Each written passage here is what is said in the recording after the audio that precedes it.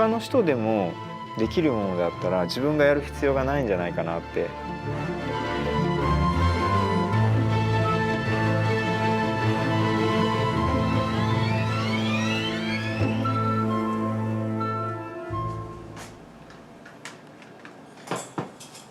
もともとその貝っていうのが面白くて、人間とのつながりが多分全く食べたことないものだったと思うんですよね。で結局その全く食べたことのないものを食す好奇心を持ってる人間種が最終的に生き残って世界中に行って現代社会を作ってるんだと思うんです。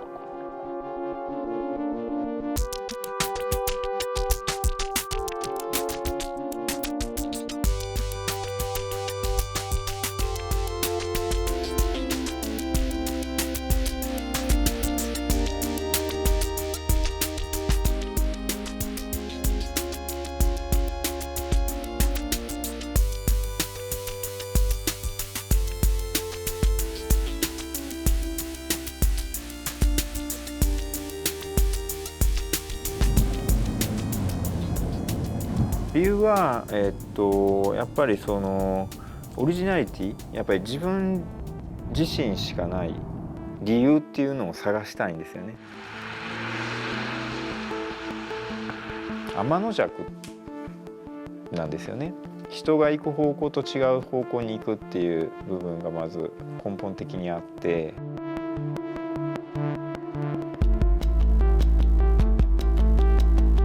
で結局その自分自身の根源を、探していこうと思った時に勉強する前にあるんじゃないかなと思ったんです。鳥が飛んでて魚がいてって言った時に、わあ美しいって子供の時に本当2歳とか3歳ぐらいの時に思ったのを急にバーってこう頭に入ってきて。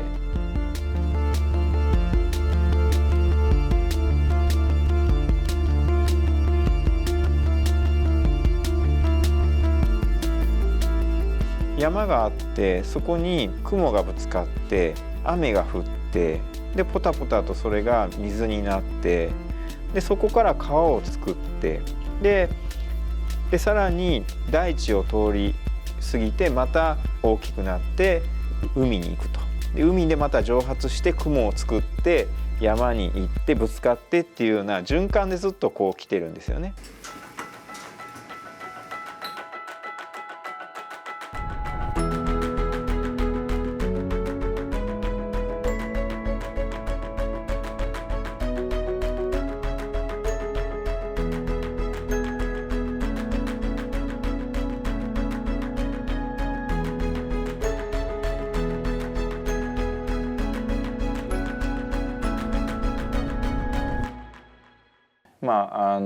絵を描いたりするのがすごい好きなんですけど、絵を描くとこう何も逆にこう考えなくていい。そのコンセプトの、内容をノートにまずダーッとこう書いて、そこからパーツを一つずつピックアップをしていってでどういうふうな、構成でそのコンセプトを表現するかっていう形に、なんて言ったらいいんですかね、書いていくっていう感じですね。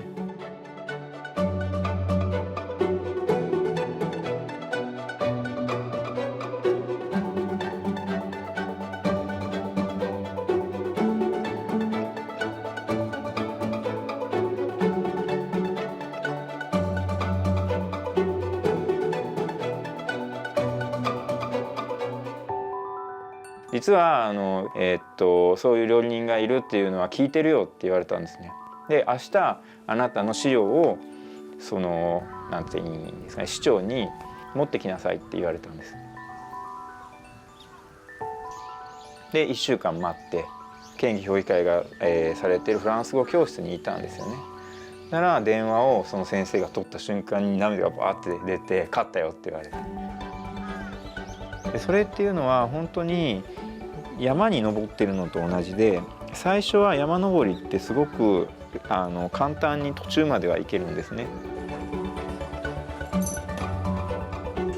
山上に行けば行くほど酸素が薄くなってで寒くもなっていつもそういうふうなとこまで行くと、まあ、もうちょっとで頂上に行くんだなって思うんですけどいつもそこが大変ですね。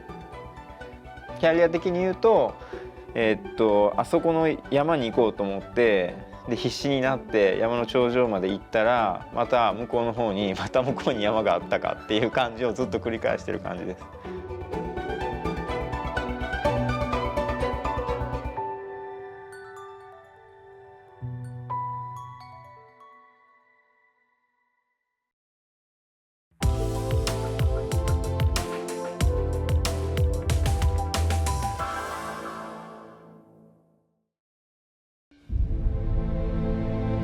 I think the world is the most amazing place. The fact that we're living on this planet where somehow the temperature works and it's only a tiny little zone where it would work. I've always been fascinated about the world itself, and for me, being fascinated by a globe is just a natural extension.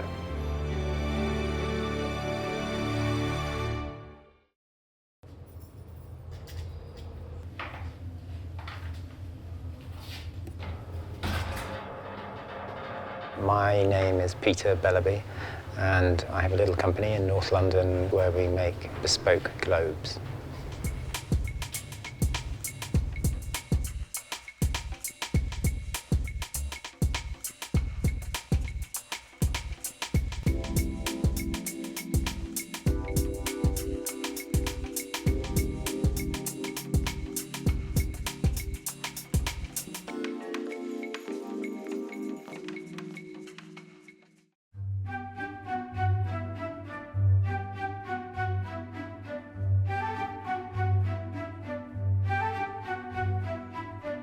I thought for my father's upcoming 80th birthday that I would buy him a globe because over the years all I bought him were socks and ties. He was a naval architect, so it's something he would engage with. So I went to stores and I saw lots of kind of school geography globes for £12. That obviously wasn't going to work. I went to auction houses and saw lots of globes for £20,000 and I didn't have the budget.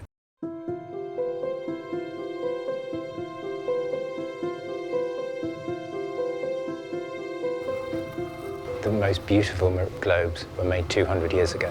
It's just for some reason, for the last 100-odd years, no one's been making them properly. I definitely used the old globes as a bit of inspiration, but not the techniques. It's really impossible to know their exact techniques. It's like one of the old crafts. It's about learning how to make something from scratch and teaching your muscle memories to enable yourself to do a job. You really have to practice every single day and you have to be patient about it.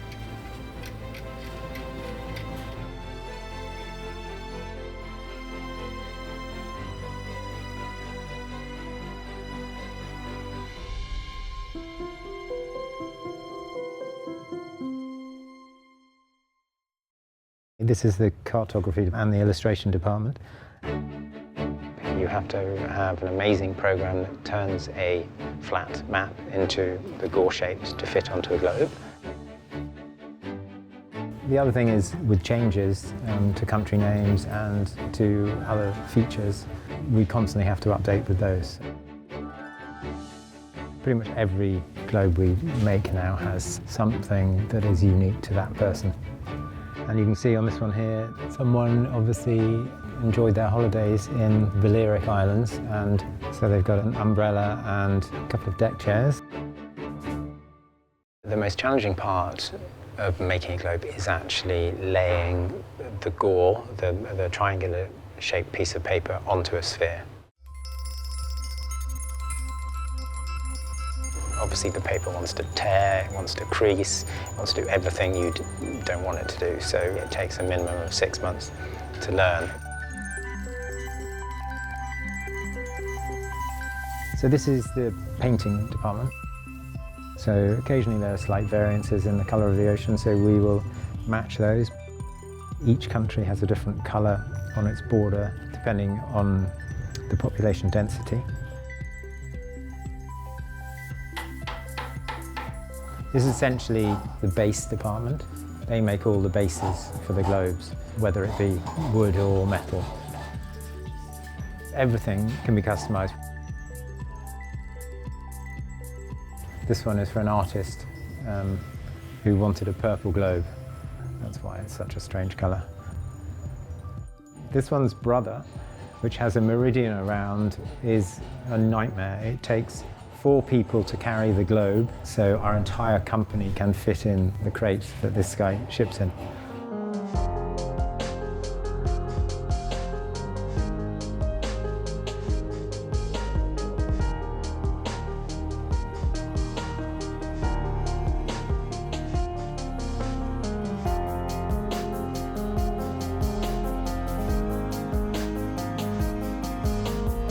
There's been a shift away from just filling your house with tons of different things. It's more about having a few select items.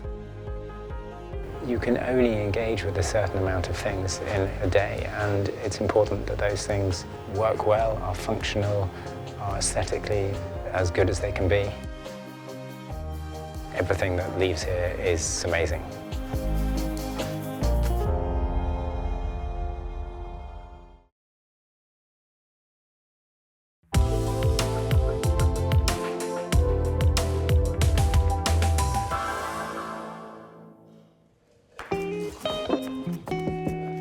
Everybody really likes the kitchen. With our busy schedules, we'll always meet up for a meal in the kitchen. I would cook sometimes. Everybody likes when I make them a meal. The whole house was very inspired by South California and the south of France, and it just gives a lot of warmth and comfort. We can just step back and relax together.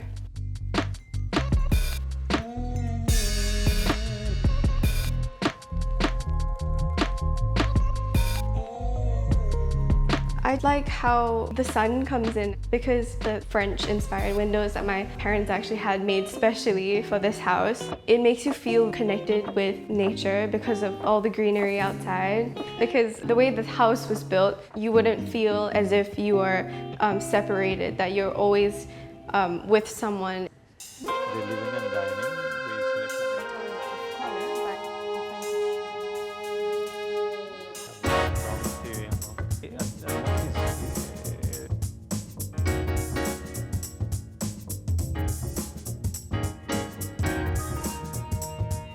So the piece of land is located at the end of the cul-de-sac and it has this long driveway. So we created this access courtyard and we brought this mature tree into the courtyard to welcome you.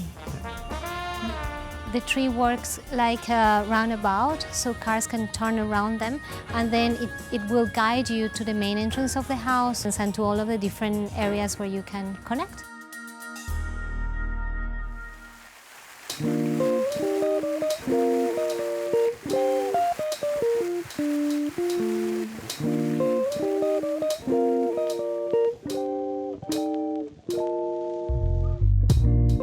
Socialization is very important for the family, and in different areas they do have a lot of commitments with clients, with family members, so depending on who is coming to visit them, different zones of the house will be active, right?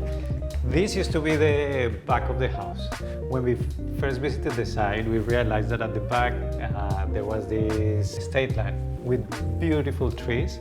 This was an excellent view, so we put all the living and dining on this area. So we basically open up and tear down all the walls so that it is connected in a seamless space. When we design a house, it's important the way that you move inside the house and the procession of entering. So that's why when you get the foyer, you have a receiver zone. Then you come into this living area that is also a place where you gather. And then it comes into a more formal sitting and then into a dining sitting, so that movement through the space.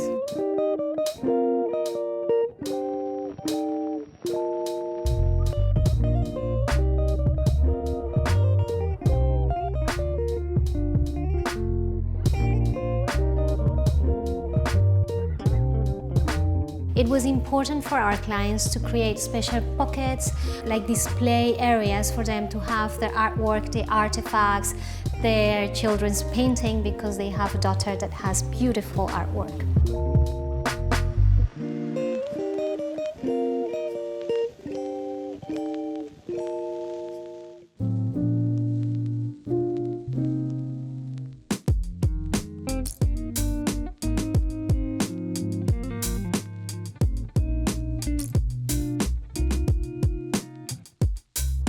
We took advantage of the high ceiling that the house had, so we actually removed all the false ceilings and had double volume spaces. So that we really showcase the beauty of the original timber rafters, and that goes quite well with the overall aesthetics of the house.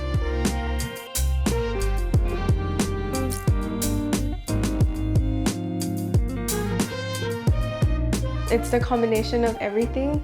It's about how the room is designed with the high ceilings and the wooden beams and the bookshelves, how it's like built into the stairs. For us to like the projects that we're doing, of course, right, you want to enjoy what you are designing, but to fulfill someone's dream, it's really special.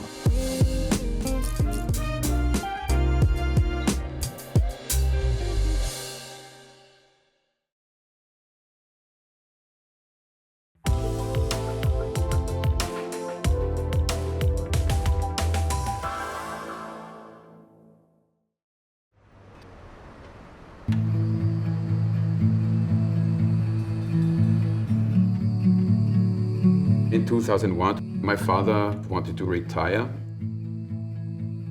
Getting this company closed down, I had a small nostalgic moment. I'm not nostalgic in any way, but this moment was a little bit sentimental.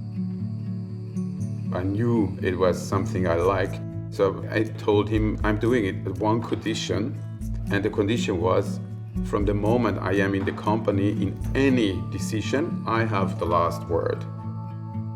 And he accepted.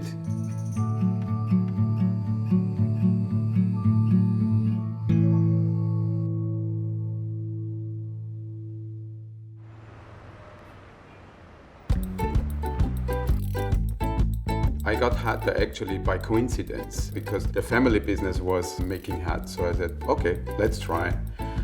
And I didn't have much expectations, but it turned out after a few weeks that I really started to love it. I was overwhelmed how nice it can be to think about a piece of work in the morning and have it ready in the evening and go home, go to bed with a beautiful piece of work in your hand.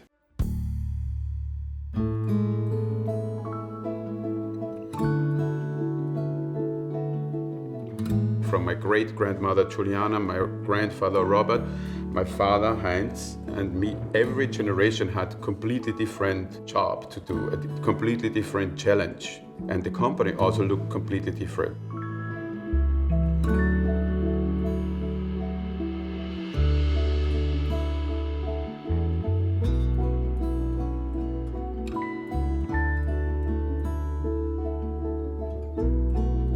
When I came into it, my decision finally was to put fully on hats and to leave all the clothing. As a small company, you have to have one product which is unique. And what was unique was the hats, and was the way these hats are produced and how they look like.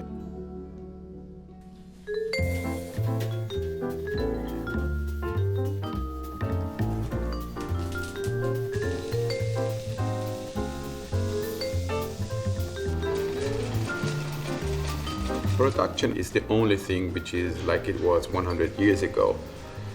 And we stick to it because the result is so nice. By shaping hats with your own hands and fingers, it's really completely different to machine the result. We have golden hands, I always say. With these golden hands, we can do almost everything.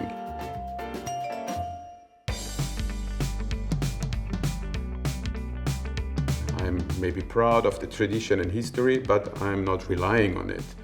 I want to make fresh things, new things. I saw some nice sneakers which I have never seen before. They were like combined with several different materials and colors, and I immediately had an inspiration. We have a tradition in Austria where people disguise themselves with their masks. From these strange people with the mask in combination with the sneakers, I built my hat. We want to dress people well, we don't want to disguise them. We want them to look cool, to look sexy, to look special. My vision of hats and headwear is contemporary fashion. I look at how people are dressed in everyday life. How do they go to work? What are they wearing when they go to the supermarket to buy their food? People are traveling a lot. So it has become very important that you can travel with your headwear. Then comfort was something very important the last 5 to 10 years. This changed the whole way of wearing hats and also of what they look like completely.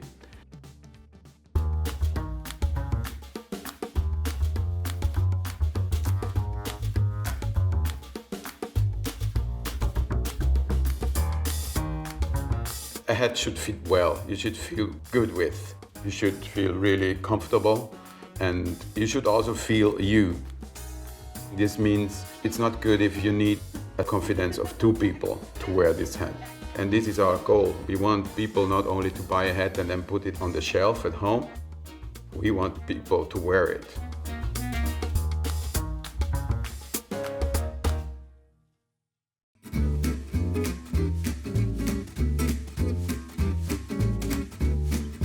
It's not always easy to produce something new after having several thousand new hats in a professional life, but I still think we will surprise you with another nice and new hats in the next years.